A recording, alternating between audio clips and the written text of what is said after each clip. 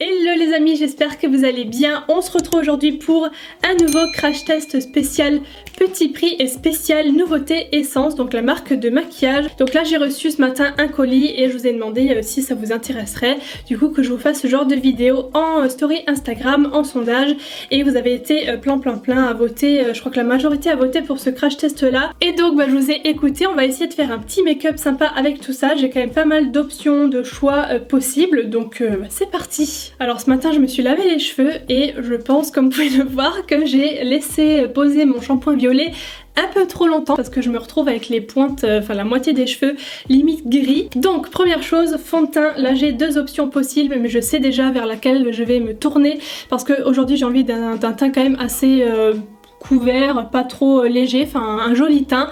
Donc j'ai la bébé crème qui s'appelle crème de jour teintée tout simplement, et donc c'est fait pour être anti-brillance et aussi waterproof. Et donc j'ai l'autre option qui est plus couvrant je pense, donc c'est le Insta Perfect Liquid Makeup. Donc c'est un effet mat waterproof aussi et couvrance modulable, donc ça me plaît beaucoup. Donc ce que j'ai bien envie de faire, c'est de faire un côté pinceau et un côté beauty blender éponge. Par contre, j'espère que la couleur ça sera pas trop clair parce que ça m'a l'air quand même bien blanc. Donc voilà, j'en mets un peu partout et je vais venir étaler donc d'abord au pinceau. Par contre la teinte, comment vous dire que ça va être clair. Je vais me confondre avec le mur petit à petit derrière. On va se rattraper avec le bronzer hein. Bon, première couche appliquée, comment vous dire que la couleur ça ne va pas du tout. Limite on peut tracer un trait là entre... oh non, c'est beaucoup trop clair. Ouais, c'est beaucoup trop clair, mais là par contre je peux rien faire du tout. Donc niveau couvrance pour l'instant c'est vraiment couvrance moyenne. C'est très uniforme, très joli au niveau du fini pour l'instant, donc ça va. Par contre pour moi ça manque de couvrance, on voit encore mes rougeurs ici. Deuxième couche appliquée, voilà ce que... non mais c'est pas possible. On dirait limite, vous savez, le yin et le yang là, la forme. Bref, couvrance un peu plus forte là au niveau des rougeurs, on ne les voit plus autant qu'avant. Par contre, c'est pas non plus couvrance totale, méga couvrance. Mais le rendu reste joli, je vois pas d'effet de matière. Là j'en mets un peu plus volontairement parce que l'éponge absorbe toujours beaucoup de matière. J'aurais dû appeler le tuto dame blanche parce que là... Bon du coup voici la différence, pinceau, éponge, encore une fois c'est très minime la différence, il n'y en a pas vraiment, mais je trouve que là c'est un tout petit peu plus smooth comme ça. Au niveau couvrance on est sur une couvrance moyenne je trouve, en mettant deux couches déjà, donc malgré la couleur beaucoup trop claire je vais quand même valider parce que le rendu me plaît beaucoup et surtout la texture très légère qui ne se sent pas du tout sur la peau. Je vais prendre un anti-cerne dans mes tiroirs parce que j'ai pas reçu d'anti-cerne dans ce colis Essence et je reviens pour la suite. Et maintenant je vais passer à la poudre. J'ai cette nouveauté qui est la Mattifying Compact Powder, qui est donc tout simplement une poudre compacte matifiante et donc qui se présente comme ça, c'est vraiment tout simple.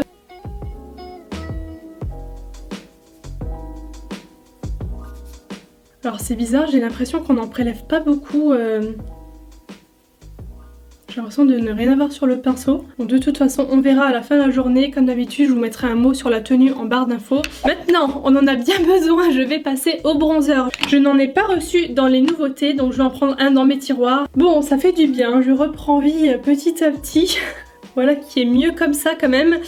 Maintenant je passe au blush. Alors c'est le Matte Touch Blush, donc c'est un blush mat en teinte vin Berry Me Up. D'ailleurs j'ai un pinceau que j'utilise assez souvent de Essence, c'est le Blush and Draping Brush, qui est comme ça. Donc c'était une collection de l'été dernier il me semble, ou même avant, je sais plus, mais il a juste la bonne forme et tout, même parfois pour le contour, enfin ça dépend, mais ils sont très doux les pinceaux Essence et pour le prix c'est vraiment un bon plan quoi. Et bien écoutez, c'est une jolie couleur assez subtile, après j'en ai pas mis beaucoup hein. Moi j'aime bien quand ça se voit mais pas trop au niveau du blush. Maintenant on va s'attaquer aux sourcils, j'ai deux produits différents à tester, je sais pas encore si je vais mettre les deux ou un seul, on verra. Donc c'est tout d'abord un crayon Eyebrow Designer en teinte 05 Soft Blonde, j'espère que ce sera pas trop clair. Et le deuxième c'est un fard poudre, donc c'est tout simplement la poudre à sourcils My Must Have. Je me demande si c'est pas pour mettre dans une palette ça, je crois. Ce sont des fards mono à ajouter soi-même dans une palette. Ouais non ça sera trop clair, il est un peu sec je trouve. Après c'est peut-être parce qu'il est neuf aussi mais Mais non, la teinte est trop claire, bref, c'est pas grave. Je vais prendre la poudre et on va voir ce que ça donne. En tout cas, la couleur, celle-ci, elle est juste parfaite. C'est exactement, mais vraiment, exactement ma couleur de sourcil, quoi. Bon, mais écoutez, je l'aime beaucoup ce fard là. Il est très intense, il n'y a pas besoin d'en reprendre 15 fois. Et c'est pile poil la bonne teinte, donc ça c'est vraiment cool. En plus c'est tout petit. Pour l'instant je pense que c'est le produit que je préfère de tout ce que j'ai testé pour l'instant. Au niveau des palettes, j'en ai 3 différentes, donc je vais choisir parmi ces 3 là qui font partie de la même collection. Donc en premier on a Salut Paris, donc qui est plutôt dans les tons gris, rosé. C'est neutre quand même, mais plutôt dans les rosés avec des taupes, des marrons, des prunes, tout ça. Ensuite nous avons la Hello New York, plutôt dans les violacés cette fois-ci. Assez froide comme ton, c'est pas celle qui m'attire le plus. Et la dernière est celle que je préfère et celle que je vais prendre pour le tuto parce que c'est la plus colorée.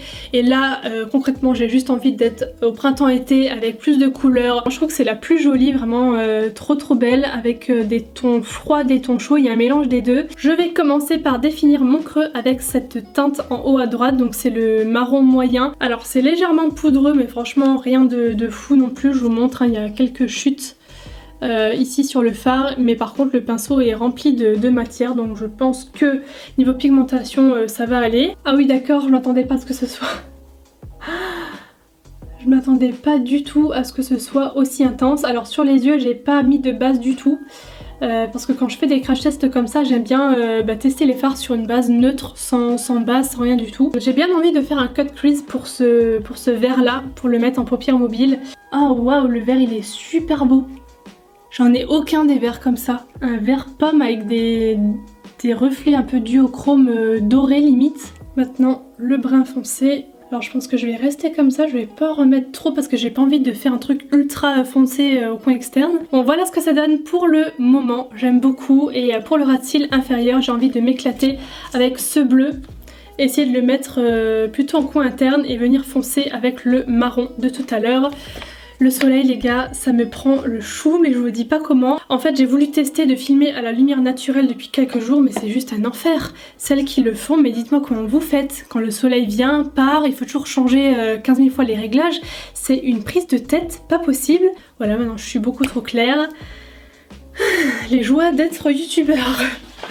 Ce bleu est très joli, j'aime beaucoup, je pense qu'il peut être encore plus flashy si on met une base blanche en dessous. Alors par contre le défaut que j'observe depuis tout à l'heure par rapport à l'estompage et comment dire, à la superposition des fards entre eux, c'est que ça a du mal à accrocher quand on a déjà un autre fard en dessous.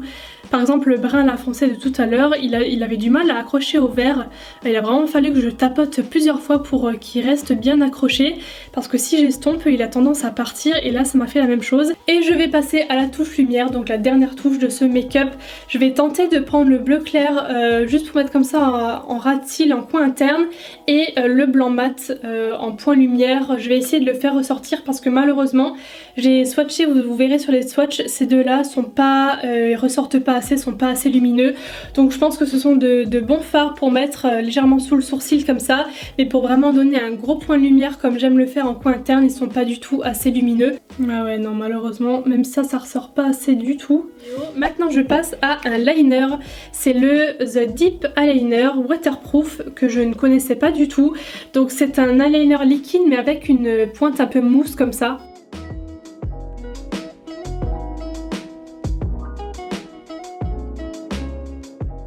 Bon alors pour le liner je ne valide pas, malheureusement il ne me convient pas, c'est pas du tout ce que j'aime. Je trouve que la pointe est déjà trop petite, c'est une toute petite, je sais pas comment vous expliquer, un tout petit triangle en mousse.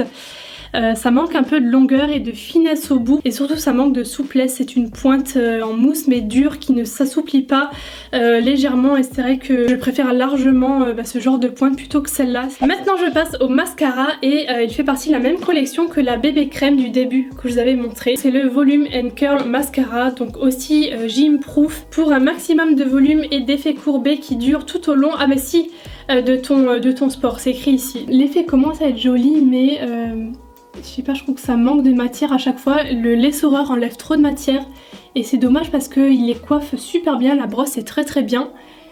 Mais c'est un peu long quoi pour avoir un beau résultat.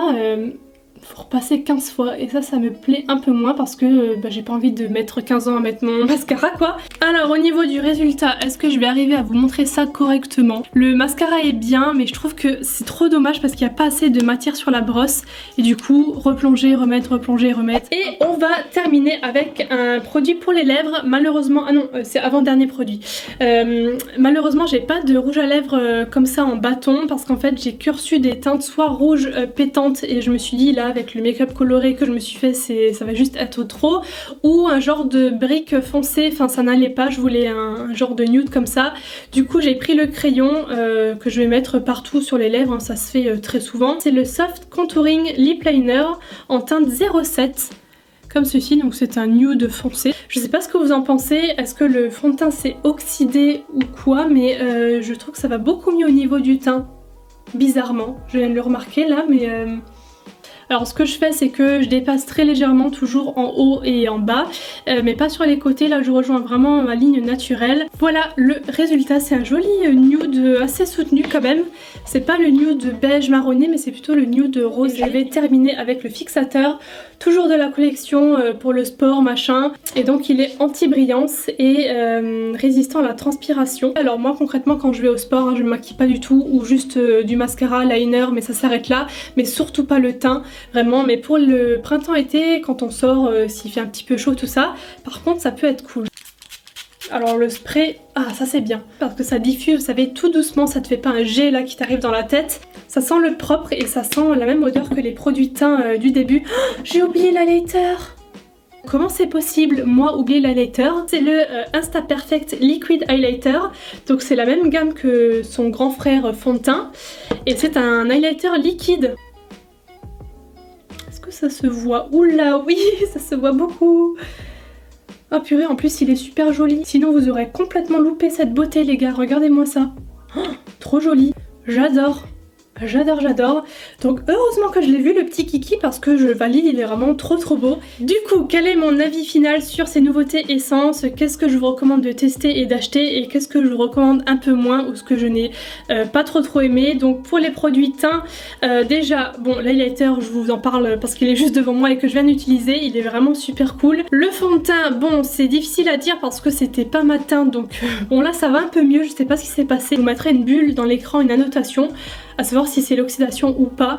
Voilà, mais il est quand même bien concernant le fini, on ne le sent pas du tout, c'est assez léger. Ensuite on arrive à la poudre que j'ai un peu moins aimée parce que j'ai eu l'impression de ne rien appliquer ou d'appliquer vraiment pas grand chose, et du coup je suis pas forcément fan. Le blush, bah écoutez, trop rien à dire, c'est bien estompé, la couleur est jolie. Ensuite, ah oui ça c'est mon plus gros coup de cœur je pense de la vidéo, c'est le fard pour les sourcils parce que la couleur j'adore. Ensuite on arrive à, je pense qu'on arrive à la palette pour les yeux. Là aussi un petit peu mitigé, les couleurs sont très jolies comme ça si on les swatch à l'unité on va dire, malgré que ces deux là en haut les deux clairs je trouve que ça manque de luminosité. Par contre le marron je sais pas si c'est ce fard là ou les autres aussi, mais j'ai eu du mal à le superposer aux autres. Ensuite le liner malheureusement il ne me convient pas, je n'aime pas la taille de la pointe qui est trop petite, qui est trop dure, je trouve qu'il n'est pas forcément facile à manier, mais après ça je trouve que c'est vraiment perso parce que c'est une question d'habitude. Moi je me suis maintenant habituée aux pointes assez longues, version feutre, donc c'est tout le contraire. On arrive ensuite au mascara, il est bien mais il faut y passer du temps, voilà c'est le petit inconvénient. Et donc on arrive au crayon à lèvres qui est très bien parce qu'il n'est pas du tout sec, ça glisse bien.